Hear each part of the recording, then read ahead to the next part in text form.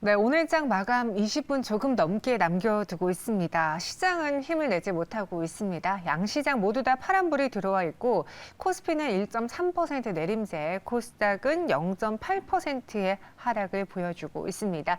이런 시장 안에서 어떤 것을 봐야 될지 오늘 테스타 자산관리 기동현 대표와 함께 마감에 산다 들어보겠습니다. 어서 오세요. 안녕하세요. 네, 안녕하십니까. 오늘은 좀 단촐하게 저희 둘이 네. 마감을 해봐야 되겠어요. 예.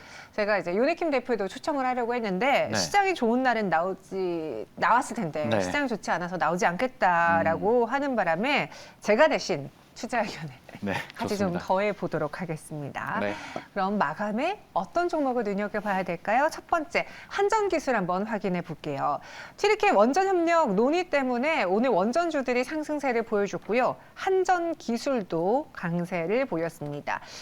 지금은 좀 음봉 전환하면서 1.9%의 오름세만 보여주고 있는데 어떻게 해볼까? 매수해 볼까요? 팔아 볼까요? 투자 의견 확인해 보시죠. 저도 오.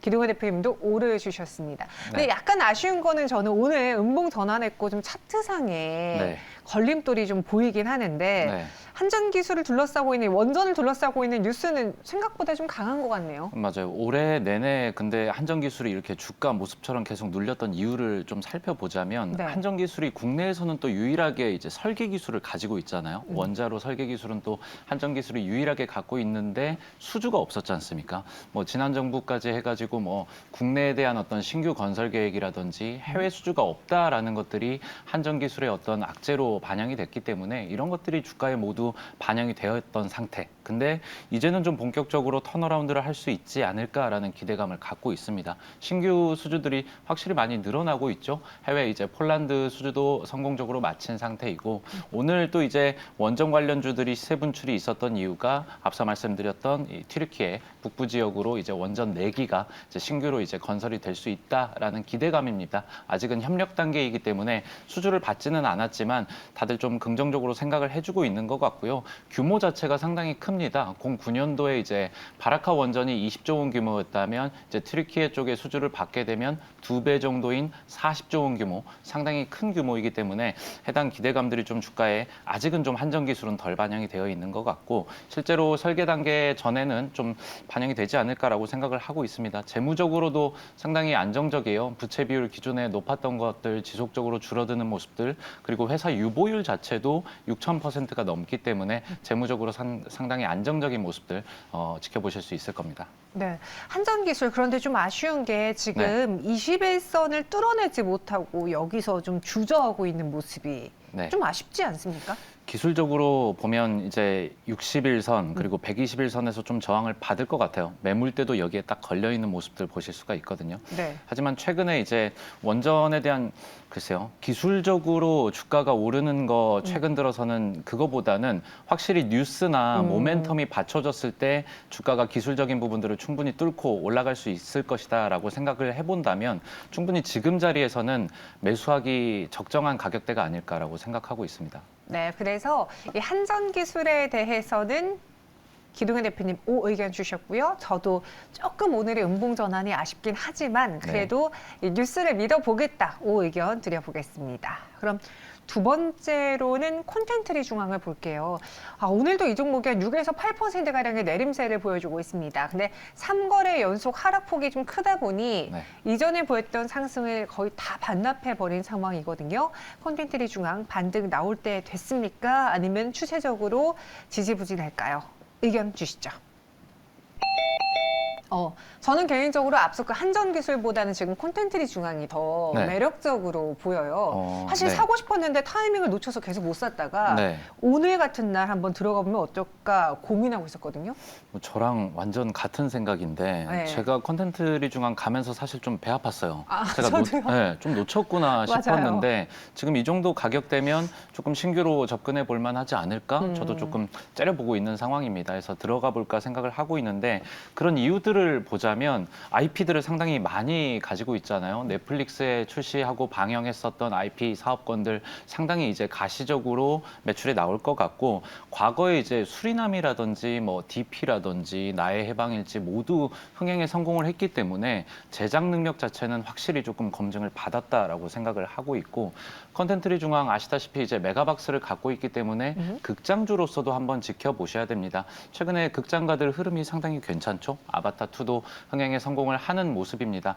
과거 범죄도시 2보다는 지금 좀 인원수가 적다라고 하는데, 아무래도 뭐 3D, 뭐 4D라든지 좀 다양한 어떤 그 극장 스타일로 볼 수가 있으니까 아바타는 좀 길게 지켜볼수록 충분히 괜찮다라고 생각을 하고 있고, 내년도부터 이제 본격적으로 국내 영화들이죠. 뭐 한국의 뭐 최초 뮤지컬 영화라고 합니다. 뭐 영웅도 개봉을 앞두고 있고, 뭐 교섭이라든지 밀수 등의 국내 영화 개봉이 기다리고 있고요. 해외 뭐 헐리우드 영화로는 인디아나 존스, 그리고 캡틴 마블, 미션 임파서블 등의 헐리우드 영화들도 개봉이 계속 예정이 되어 있기 때문에, 또 극장가 최근 들어서 내년 1월이면 마스크 우리 완전히 벗을 수도 있겠다라고 뭐 국가에서 조금 얘기를 해주고 있으니까 해당 부분도 좀 긍정적인 것 같습니다. 극장가가 뭐 완전하게 정상화되기 위해서는 저는 중요한 게 실내 마스크 해제다라고 생각을 하고 있었는데, 여기에 대한 기대감도 충분히 주가를 좀 다시 한번 상승 탄력을 받을 수 있게끔 도와줄 거라 생각을 하고 있습니다. 네. 지금 영화관 쪽 이야기를 많이 해주셨는데, 사실 그 아바타2 저도 좀 예매를 해보려고 찾아보니까 네. 벌써부터 주말에 많은 좌석들이 다 특히 사이드를 빼고서는 다 네. 매진이 되었더라고요. 네. 저희 어머님은 오늘 또 친구들이랑 같이 아바타2를 보러 간다고 하시는데, 네. 근데 저는 사실 이런 영화관 관련해서의 그 흥행 소식은 좀 반짝인 것 같고, 네. 오히려 카지노를 기다리고 있거든요.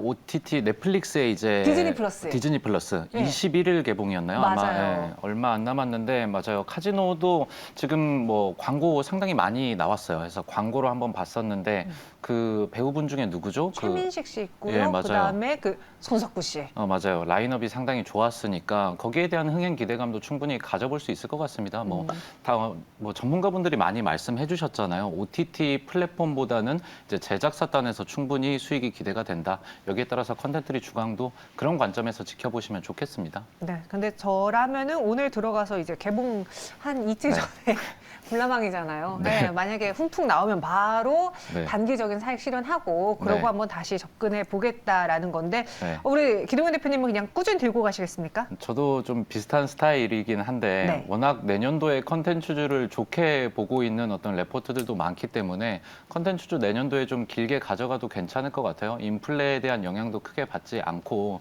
금리 인상이 좀 지속적으로 좀 장기화될 조짐을 보여주고 있기 때문에 네. 생각보다 물가도 잘 안 잡히는 거 보니까 컨텐츠나 미디어 쪽으로는 좀 길게 관심 가져도 괜찮겠습니다.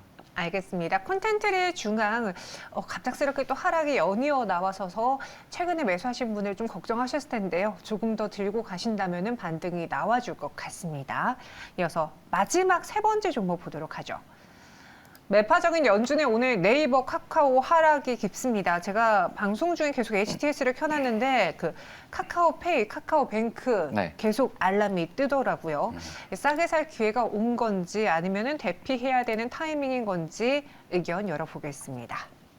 네이버에 대한 의견은 저랑 다르네요. 아쉽습니다. 네. 네. 뭐 다양한 의견을 들어봐서 좋긴 하지만 저는 이번에 네. 그 연준의 발언을 보고 연준의 점도표를 보고 느꼈어요. 이 네. 사람들 녹록지 않겠다. 네. 웬만하면은 진짜 드라마틱한 수치가 나오기 전까지는 금리 인상 그 속도 조절에 대해서는 희망을 주지 않으려나 보다라는 걸 또 한 번 느끼면서 네.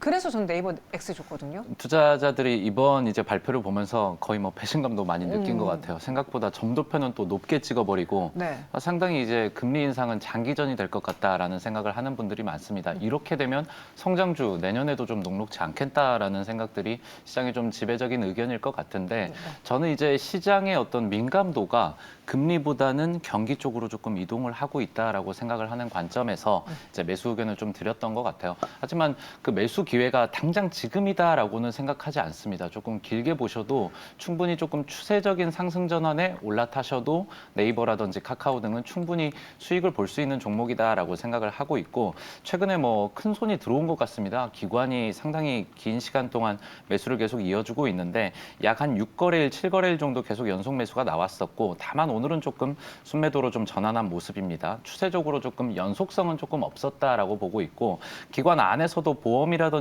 투신 쪽 수급이 상당히 좋았습니다.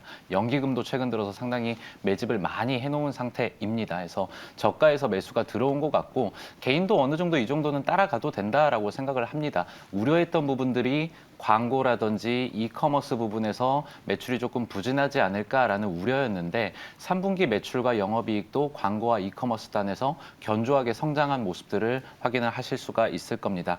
마진율이 한 이커머스 쪽에서 한 30%에서 40% 사이로 상당히 높기 때문에 믹스 개선도 많이 이루어졌다라고 생각을 하고 있고 추가적으로 요즘 이제 웹툰이 상당히 뜨겁잖아요. 그래서 웹툰 관련주들이 상당히 최근 들어서 시세 분출이 좋았었는데 가장 국내에서 큰 웹툰 서비스, 웹툰을 계속 해당 서비스를 보유하고 있기 때문에 앞으로 북미라든지 유럽 그리고 일본 시장 본격적으로 웹툰 시장 진출을 하게 되면 웹툰이 좀 최근 들어선 좀 적자였는데 이런 부분들 충분히 내년도부터 턴어라운드 할 수 있지 않을까라고 기대해 보셔도 좋을 것 같습니다. 네.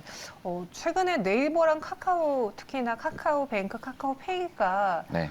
저점 대비 많이 올라와서 네. 오히려 배신감을 느꼈던 주주분들이 많아요. 왜냐, 네. 저도 방송에서 이렇게 눈치를 좀 봤는데 네. 긍정적으로 지금 살 기회입니다라고 말하는 분들보다는 네네. 좀 카카오페이라던가 뱅크에 대해서 좋은 실적에도 불구하고 안 좋게 말씀하신 분들이 많았기에 맞아요. 그래서 손절하신 분들도 계셨나 봐요. 제가 가끔 이렇게 채팅방을 눈팅하는데 저분이 손절하라고 해서 손절했는데 지금 이거 어떻게 된 겁니까? 라는 간혹 원망의 글이 올라와서 저도 예, 마음이 예. 아팠거든요. 네. 근데 네이버의 경우에는 일단은 지금 구간에서는 더 들고 가보는 게 괜찮겠다.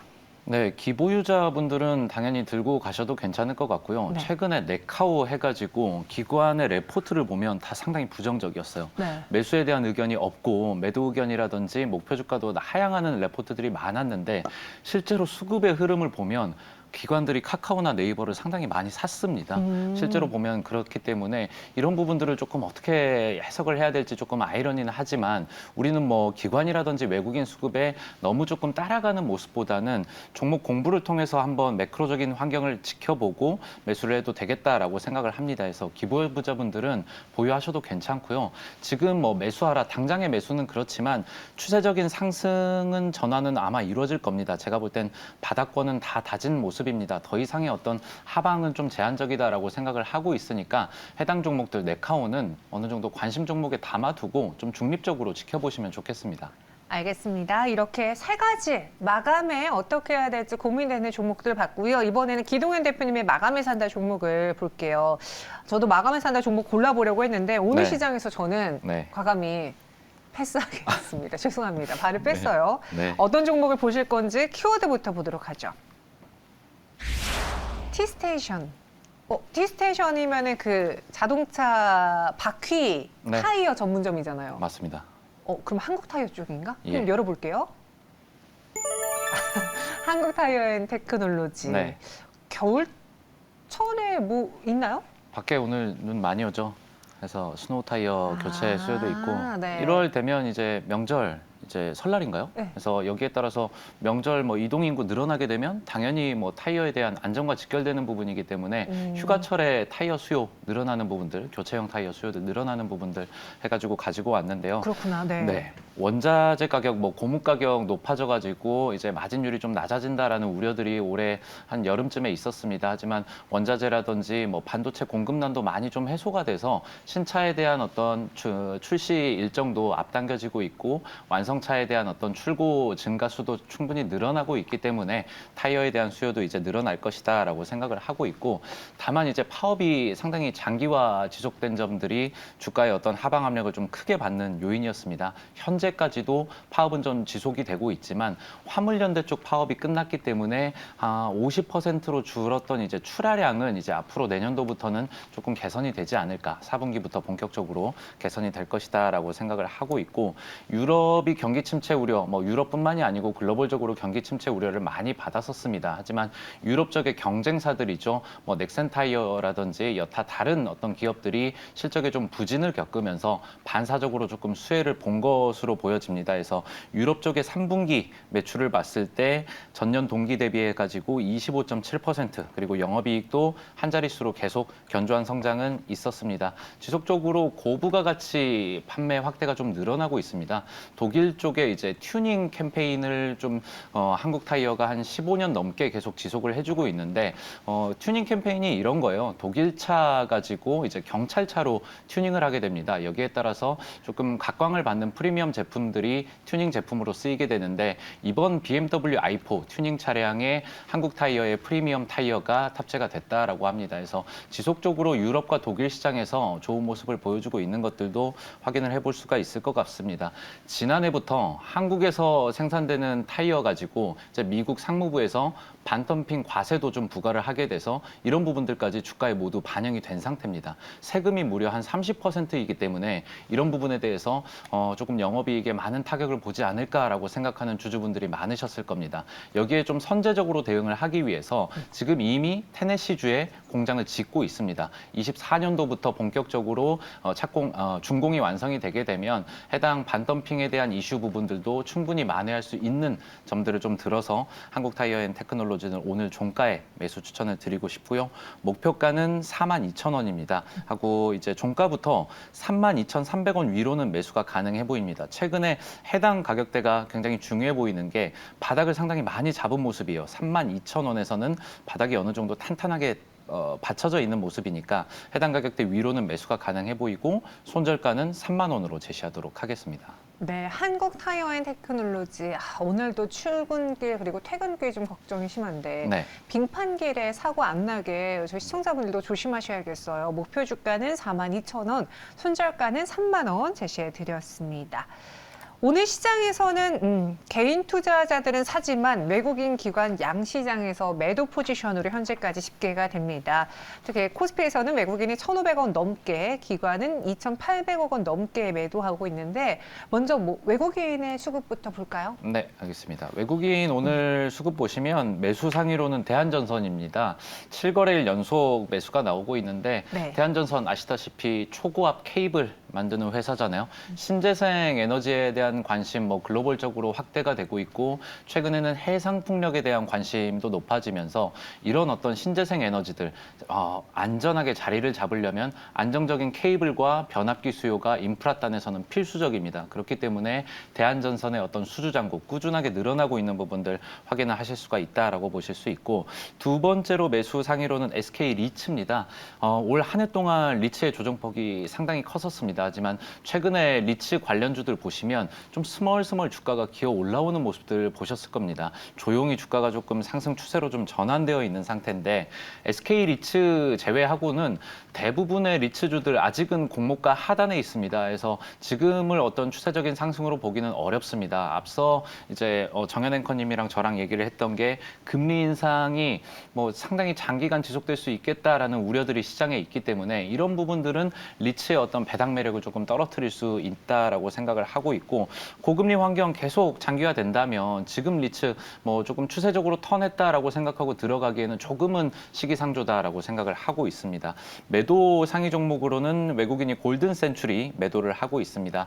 최근에 골든 센츄리는 이제 농기계주로 분류가 되어 있죠. 해서 팀이라든지 대동기어 이렇게 같이 보시면 좋은데 팀이나 대동기어 같은 종목들은 북미 쪽의 매출 비중이 상당히 높습니다. 하지만 골든 센츄리는 북미나 유럽 지역 수출은 없고요. 중국 쪽의 내수 시장에 좀 집중을 해 있는 상태입니다. 기존에는 트랙터 휠만 판매를 하다가 한 2000년대 후반 들어가지고 이제 트랙터를 좀 완성차를 같이 팔고 있는데 골든 센츄리의 어떤 중국 내 트랙터 수요에 대한 어떤 기대를 해볼 수 있었지만 중국의 봉쇄 정책 해제에 따라서 확진자 수가 지속적으로 늘어나고 경기 침체에 대한 우려, 중국 경기가 쉽게 살아나지 않겠다라는 우려감들이 주가에 조금 낙폭을 좀 키우고 있는 모습들입니다. 그래서 따라 들어가기엔 조금 어려워 어려워 보이고요. 매도 상위 종목으로는 또 우리금융지주입니다. 11거래일 연속 외국인이 매도를 좀 지속해주고 있습니다. 은행주들 좀 최근 들어서 뭐 찬바람 불면 배당주다 해가지고 상승 지속적으로 있었지만 이제는 조금 배당락에 대한 우려도 커지고 있고 경기 침체 우려가 계속되고 있기 때문에 은행주들이 저마진이라든지 저위험 자산 비중을 상당히 늘리고 있어요. 여기에 따라서 좀 순이자 마진, 님이라고 하죠. 이런 것들이 조금 하방 압력을 받을 것이다라는 우려감에 매도세가 조금 나오고 있다라고 생각하고 있습니다. 네, 우리금융지주까지도 봤습니다. 외국인 투자자들의 수급 동향받고 기관 쪽에서는 오늘 뭐 금융투자도 매도, 연기금도 매도, 보험 투신 쪽에서도 매도가 조금 더 많은 상황인데요. 종목으로 봤을 때는 어떻게 구분이 좀 될까요? 지금 한화생명 기관이 지금 7거래일 연속 매수를 해주고 있거든요. 네. 생보업계들 보면 이제 저성장 기조에 들어왔기 때문에 새로운 미래 먹거리가 뭐가 있을까? 그리고 생명보험사들이 가장 많이 판매하는 게 또 변액보험입니다. 이런 것들은 이제 투자자산과 직결되어 있기 때문에 최근에 어떤 지수 흐름들을 봤을 때 변액 쪽의 수익률도 장담을 못하는 상황. 여기에 따라서 재무구조에 대한 어떤 위험성을 조금 받았을 것 같고요. 한화생명은 여기와는 조금 대조적으로 국내 사업보다 동남아 사업을 상당히 늘렸습니다. 베트남이라든지 인도네시아 쪽의 실적이 상당히 늘어나고 있는 부분들을 다른 생명보험사 대비 긍정적으로 보셔도 될 것 같습니다. 앞으로 이제 보험사가 새로운 회계 기준을 도입을 하게 됩니다. IFRS를 도입을 하게 되면 부채 비율도 상당히 줄어들 거고요. 보험사의 안정성의 대표적인 지수죠. RBC 비율, 지급 여력 비율입니다. 여기도 이제 상승을 할 모습이기 때문에 재무적으로도 조금 긍정적이다라고 보고 있습니다. 두 번째로는 사마네트웍스 매수를 하고 있는데 기관이 7거래일 연속 매수를 하고 있습니다. OTT 작품들 중국 쪽에 이제 공급이 되게 되면서 IP에 대한 사업 좀 부각이 되고 있다라고 볼 수가 있고 매도 상위 종목으로는 기관이 HSD 엔진 매도를 좀 하고 있습니다. 4거래일 연속 순매도가 나오고 있는데 지금 수주잔고는 올 1년 매출, 1년 장사보다 훨씬 더 1에서 3분기만 합쳐도더라도 상당히 높은 수준입니다. 그래서 목표했던 수주잔고는 이미 달성을 한 부분들을 좀 긍정적으로 보고 있고 믹스 개선이 상당히 크게 이루어졌습니다. 이중 추진 연료라고 하죠. 이런 부분들이 마진이 상당히 많이 남는다고 하는데 전체 수주잔고 1분기에서 3분기까지 만들었던 1조 4천억 원 중에 약 80%가 수익률이 상당히 높은 이중 연료 추진 엔진이라는 점 좀 주목을 해보셨으면 좋겠습니다. 콘텐트리 중앙이 매도가 조금 많이 나오고 있어요. 3거래일 연속 지금 기관이 매도를 해주고 있는데 앞서 저는 매수 추천을 드렸습니다. OTT에 대한 부분들 조금 내년까지도 좀 길게 보자라는 모습에서 그리고 21일이 되면 또 이제 카지노도 개봉을 하게 되니까 기대감 계속 유효하다라고 보시면 좋겠습니다. 네, 마지막 동시효과 구간에서 코스피는 전거래일보다 1%대 하락을 보여주면서 1.44% 약세 보이고 있습니다. 2363선 또 지나고 있고요. 코스닥은 0.9% 내리면서 722선까지 내려왔습니다. 마감 동시효과 함께 하셨습니다.